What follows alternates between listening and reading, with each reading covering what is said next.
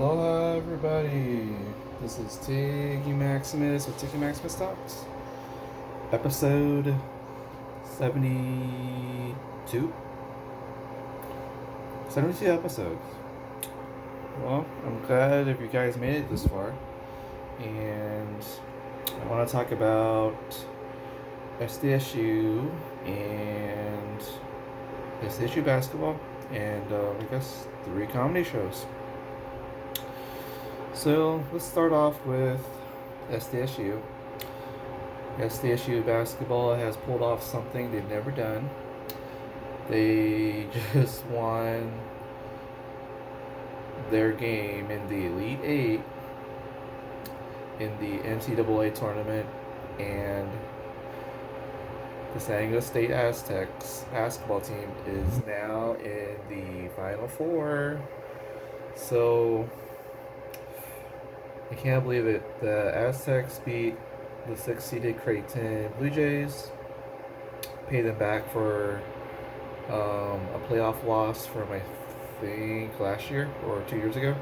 And that was a heartbreaker, but this one came down to the wire. The Aztecs beat the Creighton Blue Jays 57-56 on a free throw made with 1.2 seconds left in the game off of a foul from a run-in shot from SDSU's on SDSU's offense, and one of the players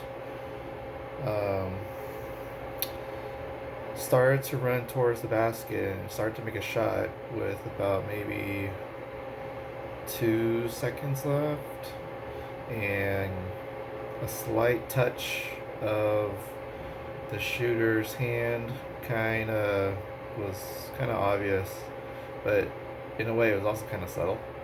And the Aztecs got 2 free throws. The first free throw was missed, but I think his name was Trammell.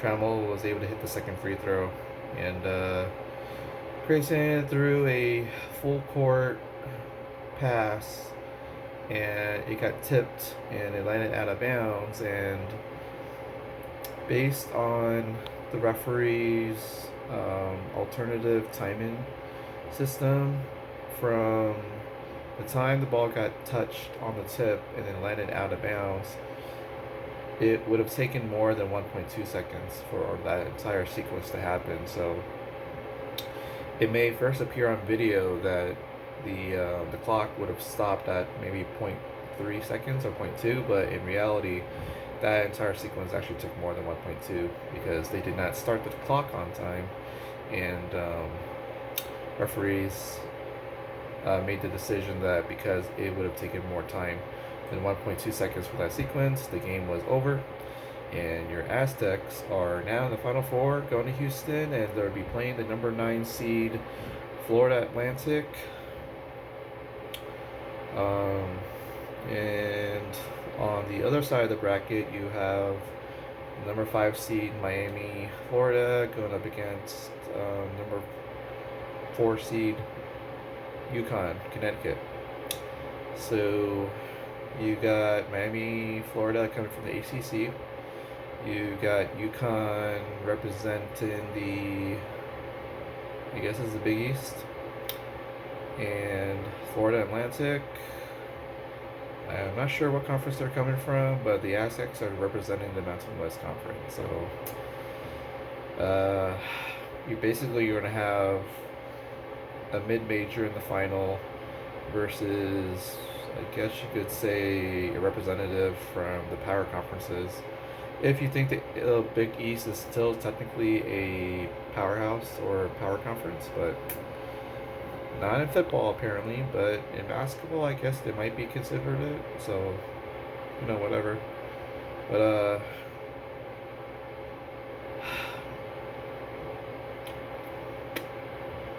Florida Atlantic beat Kansas State to get to the Final Four. The Aztecs beat Creighton to get to the Final Four. Miami came back and beat Texas to get to the Final Four, and Connecticut blew out Gonzaga to get to the Final Four. So, in a way, I kind of feel like it's going to be San Diego State versus Connecticut, and it's going to take a lot for the Aztecs to just to hang with them and hopefully can pull out a victory. And if the Aztecs does win the national championship on April 3rd, Monday, ooh, I can imagine that San Diego is going to be flipping their lid, losing their, uh, losing their shit, So, this town will go crazy. This entire city will go crazy because that will be technically, I guess you could say, our first major championship. If you're not including the San Diego Soccer's indoor soccer championship. So, I mean, a lot of things in San Diego sports, pro sports, gotten really close, but aside from the San Diego Soccer's, I guess we haven't won anything big in the other sports. So, I mean, the San Diego Soccer is our 16th time, I guess, world champions in indoor soccer from the various leagues they've been in part of. We got the San Diego Legion rugby team. They went to the final, but they were a minute away from winning, but they gave up I guess what they call a try, which is kind of the equivalent of a football touchdown with like a minute to go. That was like 2-3 years ago. And then the San Diego Seals, one of the best teams in the National Lacrosse League, indoor lacrosse. But they got as far as the Final Four.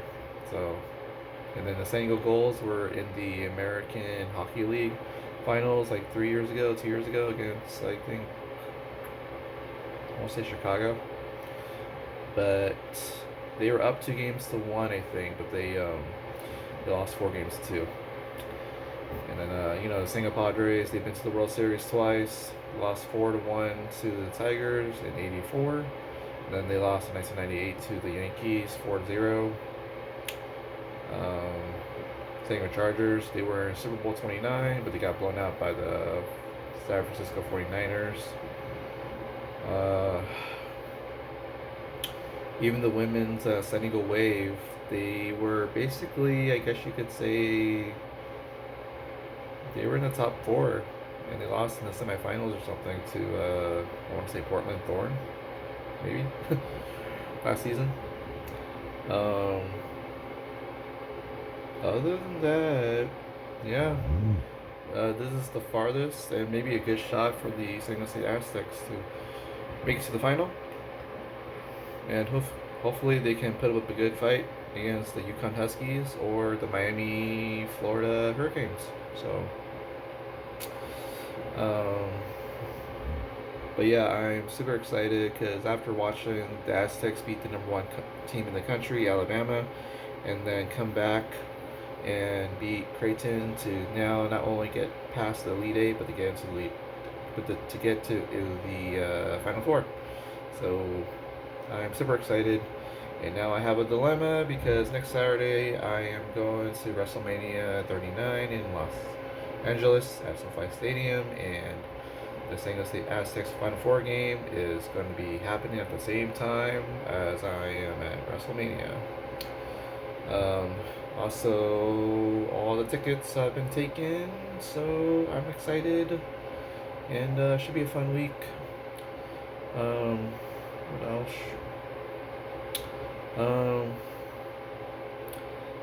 I guess let's start with Friday night.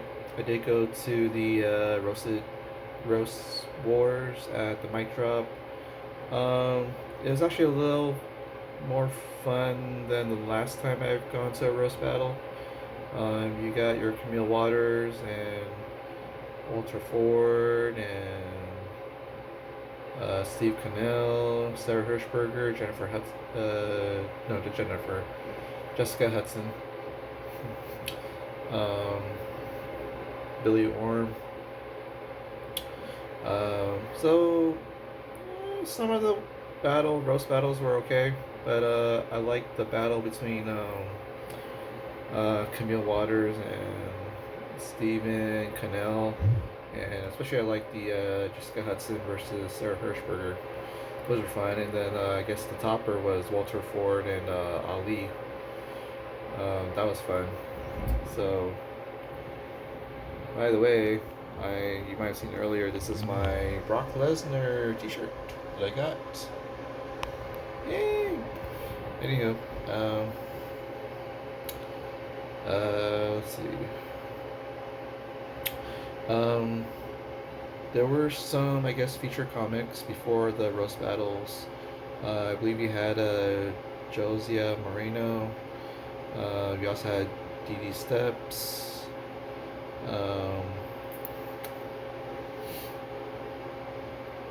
Who else?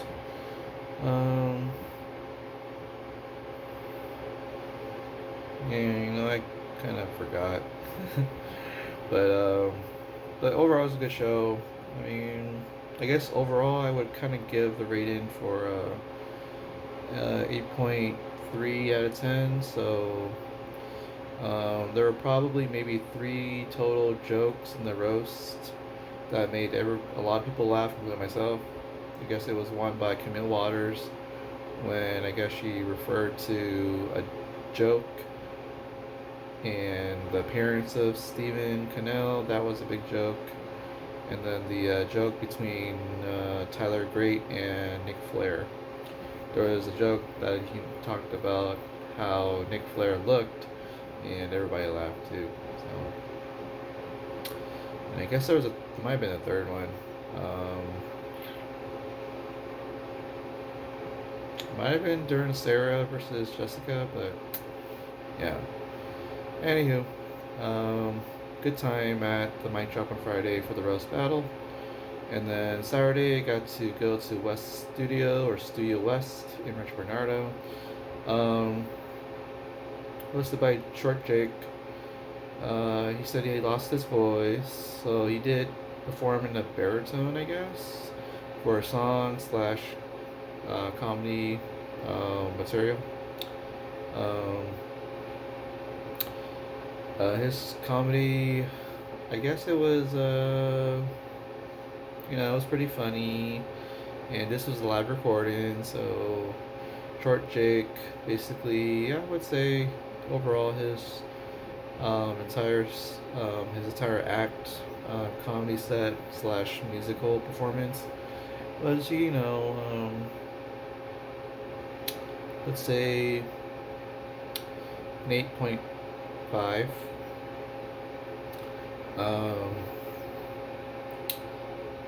And it's cool because Jake got to play the your standard size piano. That was pretty cool. And then Callie Troop, she I think she had 20 minutes for her set, and she got to record her set, so that was pretty awesome. She was doing pretty well, and I guess the only thing I could think of is that she kind of lost the crowd towards the end because she kind of made a joke about abortion. So, and she kind of said that she kind of felt that she lost the room at that point. So, but overall, I give Callie Troop 8.4 out of 10. So, and I think I said Jake was 8.5. Yeah. And then we got our headliner of the show. My first time seeing Jarwan Nelson, cool guy. I was kind of part of his stand-up because apparently Jarwan Nelson did the entire comedy set talking to the crowd and did 0 jokes whatsoever. That is impressive improv, honestly. I like that. Very unique. Overall, I would say Jarwan Nelson was a 9 out of 10. So I would enjoy his next show, and maybe he has some jokes, but just doing crowd work, that's just amazing to do it for an entire 20-30 minutes without one joke. So yeah, he's a pretty cool guy. Also the fact that Jarwan Nelson is actually pretty muscular, bulky. So yeah, And then I just went to a show um, back at the Mic Drop tonight. Well, went with my friend Jackie, and it was the show Ube World, hosted by Mikey Perry. So um, the show was pretty cool. I got to see an opener. Well, let me start with Mikey. Mikey did some jokes, did basically crowd work for his thing, and then he has some jokes that I'm familiar with when it comes to like having a three-way with his ex-girlfriend and a guy, I guess. So made people laugh a lot. He got to interact with the four ladies in the front. I guess they were on a double date. I guess they're all lesbians. They know each other for like what 20, 30 years. So apparently one of them is named Nancy. So Mikey's stand-up, I would say, was probably a decent 8.3 out of 10. So um, I would also mention that the person that came in after him, I want to say his name is Robert Laramie or Laramo, but I don't think that's right.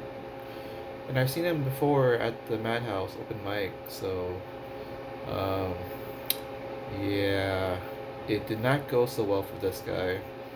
I kind of felt that his comedy probably was like a um, let's say 6.3 out of 10. He did have some Pacquiao jokes, but it kind of tied into some other stuff. Um,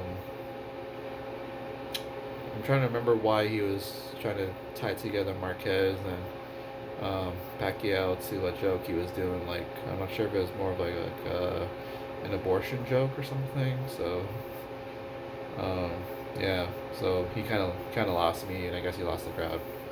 He had some laughs, but it wasn't that great. Um, and then I got to see Hannah Rose for the first time. I've seen her name a lot in the LA Marquee shows, but the fact that she was down here in San Diego, that was the big surprise. She was super funny. She talked about her exes, and I guess she mentioned how um, I guess one of her exes said that after they had sex or during sex, the guy had mentioned, now you're getting it, huh? And then that kind of got a lot of oohs and stuff. But but yeah, she's pretty funny. I think she's like let's say 8.5 for her set. So I'm glad I got to see her. I didn't get to meet her after the show though. I think she already left already, which is pretty cool. I might see her again down the road. And then P-Man, Pierre Turner, went after her, and he always hits a home run. He did a couple of new jokes, and his old jokes were mixed in too. So it was a really good set. I always liked his set. Um, I want to say P-Man was basically um, 9 out of 10 really. Um, and then we had a headliner. The first time seeing Andrew Orolfo. Um, he has like some comedy specials on like Netflix and Amazon and stuff. And guy is like very mellow, and he has like very thin glasses, and they're very like really like circular, almost as if he barely had any glasses on his face. And he started off by saying that he what was it? Um, by having those glasses on, that growing up, like no one ever like asked him to solve anything, because he looks like he has info, but he doesn't look intelligent with glasses on, which is weird because when you put glasses on, you look intelligent, right? But apparently his feeling was that these are the type of glasses that he had to grow up with, and he never felt intelligent in them, and the fact that growing up, no one ever asked him for help to solve anything. So that got me laughing, and he got a lot of good jokes. He got the laughs going. Never really any dead time, and I could see the crowd was having a good time. So I would say uh, Andrew Orolfo, I would say he was a 9 out of 10. It's also funny too because he said that he had questions like, ethical questions like how long would you just stay at an accident? And he kind of like surveyed the crowd, and like someone said like maybe 5 minutes, maybe someone said 10, and then said like, well, if people were hurt, do you just stay till the police come or ambulance will come? So he was kind of establishing the next part where he said that he had an Uber driver. Um, there was a driveway into his apartment complex, and it goes down into the gate, but he met him outside the gate, and apparently the driver insisted on coming out of the car to deliver the food to Andrew, and in doing so, they both had their hand on the food, and they both watched the Uber driver's car just roll down into the downhill into the gate of the I guess you could say the apartment complex, and it hit two other cars. So yeah, everybody was pretty laughing a lot, and I guess he ended the joke by saying like, he can't, you don't want to have cold food. I mean, he did come and deliver the food, and I guess the best thing he could do was give him 5 stars for bringing the food, right? But he doesn't want to like eat cold food, right? So, and you're not going to eat in front of the guy who just saw his car just ram into a gate and hit other cars. So that got everybody laughing. So I would say a 9 out of 10. And it's kind of cool talking to Andrew. I got to talk to him after the show. I got a picture. So can't wait to see his show down the road. And then the show ended with a musical performance by Flxwz and Dre Cat. And you got the music in the background by DJ Root. So I got to meet all 3 guys. All pretty cool. Got a picture with them on stage. And the performance overall, I would say, was like a 8.8 out of 10. So Flxwz said that he might have messed up on the lyrics somewhere, but they were all pretty cool, and so they're really really nice people to talk to, and I like that in people. So yeah. So with the comedy, I actually did get to order the lechin kawaii. Really good stuff with rice and veggies. I would say it was like a decent 8.6 out of 10. So I'm glad I ordered it. And then yeah, interesting day though. Aztecs winning, being in the Final Four. All these great comedy shows I've been to in the last 72 hours. And on my next episode, I'll probably talk more about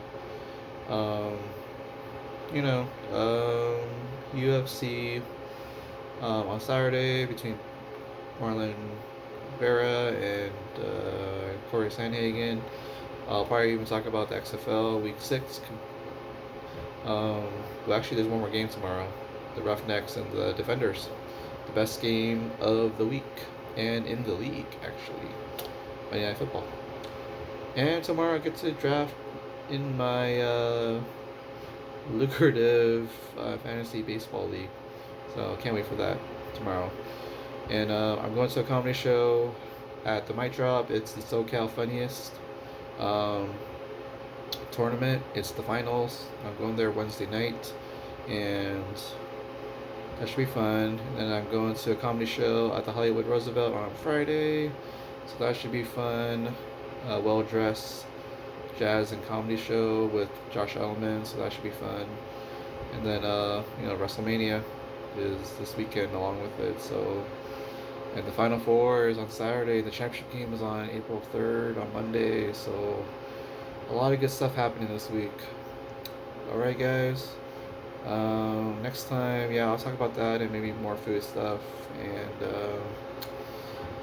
I guess an update on the Lakers and how they did and how they are trying to get into the playoffs. Same thing with the LA Kings. Um, the LA Kings actually won at home against the St. Louis Blues. So the LA Kings are almost like number one in the Western Conference, along competing with the Vegas Golden Knights. So that's happening and a lot of fun stuff. So, alright. Oh yeah, and the Lakers lost earlier today to the Chicago Bulls at home. So that was a tough one for the Lakers. But right now the Lakers are number 8 in the Western Conference playoff picture. So right now they would be playing in a play-in tournament as of this moment.